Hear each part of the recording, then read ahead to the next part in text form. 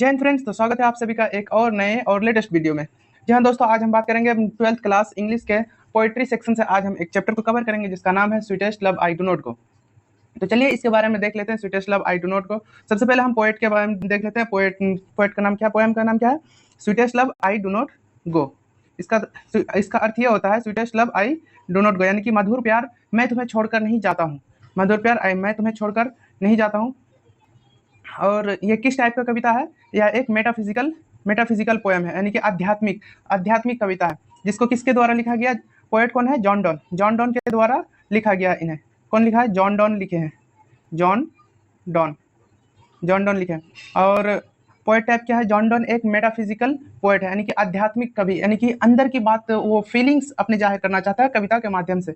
John Donne का जन्म 1572 ईस्वी में 1572 ईस्वी में लंदन में हुआ। कहाँ? 1572 ईस्वी इन लंदन में हुआ। और जॉन डॉन की मृत्यु जो है उनकी मृत्यु 1631 ईस्वी में इसकी मृत्यु हो गई। चलिए हम बात करते हैं। और जॉन डॉन को किस नाम से जाना जाता था? John Donne well known as metaphysical poet, वही आध्यात्मिक कवि के नाम से भी उन्हें जाना जाता। अ प्रीचर, उपदेशक किसे कहते हैं? उपदेशक ऐसा होता है ना कि एक आदमी हो गया, कई एक जगह हो गया, 10 आदमी को लेकर बैठ गए, और अच्छे विचार उन लोगों के सामने रखते हैं। और जैसा होता है धर्म के बारे में हो या फिर यानी कि उपदेशक उसको कहते हैं कि अच्छी राह पर आपको अच्छे मार्ग जो दिखाए, उन्हें ही उपदेशक कहते हैं। तो इन्हें क्या उपदेशक के नाम से भी जाना जाता था। इनके फेमस कलेक्शन ये है सॉन्ग्स एंड सोनेट्स, यानी गीत एवं चतुष्पदी कविता लिखा करते थे ये। सेटायर्स एंड एलिजीज, प्रश्न एवं शोक गीत भी लिखा करते थे ये। सरमन्स, यानी कि प्रवचन भी देते थे, दूसरे को प्रवचन भी देते थे। जॉन डॉन यहाँ क्या करा? John Donne's father was a trader, यानी कि जॉन डॉन के जो पिता थे वह एक बिजनेसमैन थे। क्या? ट्रेडर थे जो कि व्यापारी थे, वह व्यापार करते थे। नेक्स्ट हम मूव करते हैं। John Donne was forced to leave Oxford University without a degree because his relation. John Donne वो एक पढ़ने में बहुत ही अच्छे होनहार स्टूडेंट थे, लेकिन उनको ऑक्सफोर्ड यूनिवर्सिटी से उनके धर्म के कारण उन्हें जबरदस्ती निकाल दिया गया। नेक्स्ट क्वेश्चन की ओर हम मूव करते, क्या कह रहा है यहाँ पे? John don study law and theology. तो जब उन्हें ऑक्सफोर्ड यूनिवर्सिटी से निकाल दिया गया तो जॉन डॉन खुद से ही सेल्फ स्टडी, क्या कहते हैं यहाँ? सेल्फ स्टडी किए, और लॉ और थियोलॉजी, यानी कि धर्म विद्या उनको कहते हैं कि जो धर्म के बारे में भी जानता हो और कानून के बारे में जानता हो, उसे ही हम क्या कहते हैं? Law and theology. तो समझ गए होंगे। उसके बाद हम क्या कर रहे हैं यहाँ पे कविता? John Donne was briefly sent to jail secretly marrying his parents नीज।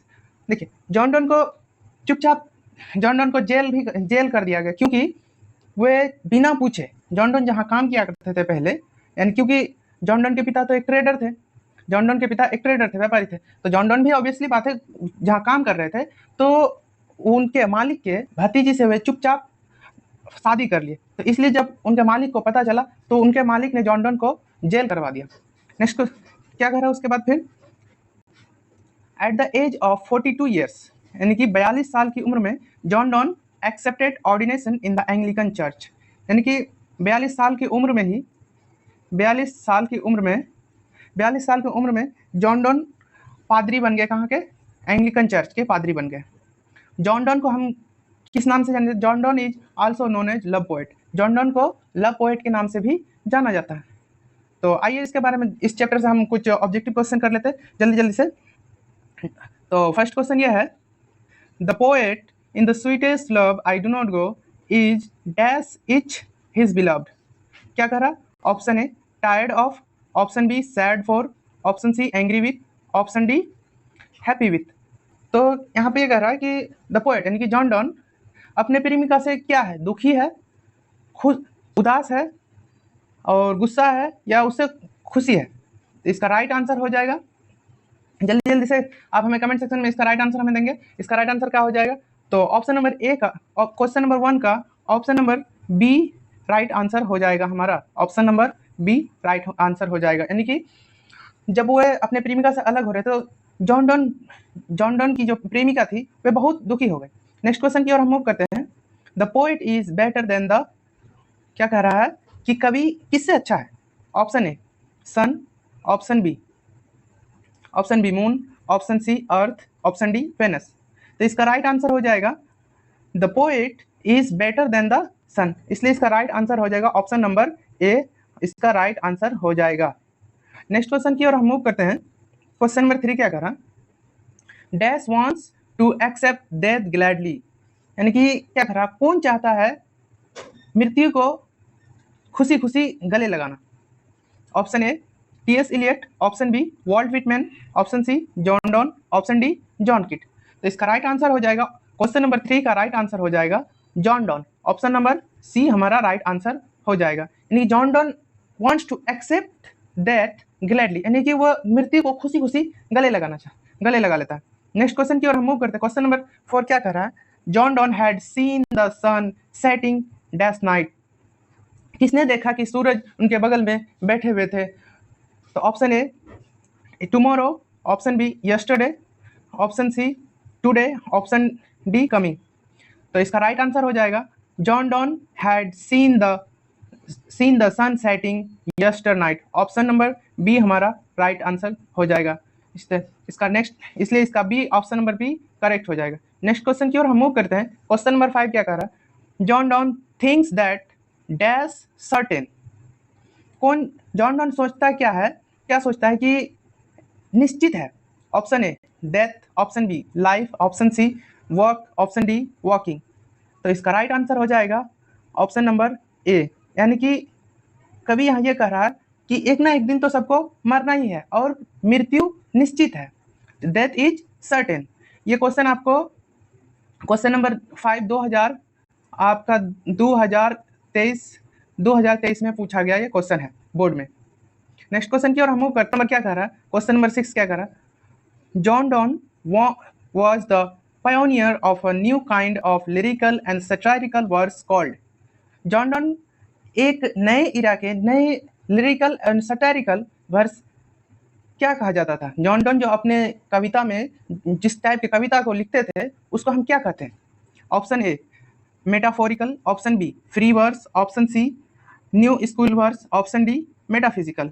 तो क्वेश्चन नंबर 6 का आप हमें आंसर देंगे जल्दी जल्दी कमेंट सेक्शन में। तो क्वेश्चन नंबर 6 का राइट आंसर हो जाएगा ऑप्शन नंबर डी मेटाफिजिकल। इसका क्या हो जाएगा? Option number D metaphysical right answer हो जाएगा। नेक्स्ट क्वेश्चन की ओर हम मूव करते हैं। क्वेश्चन नंबर 7 क्या कह रहा है?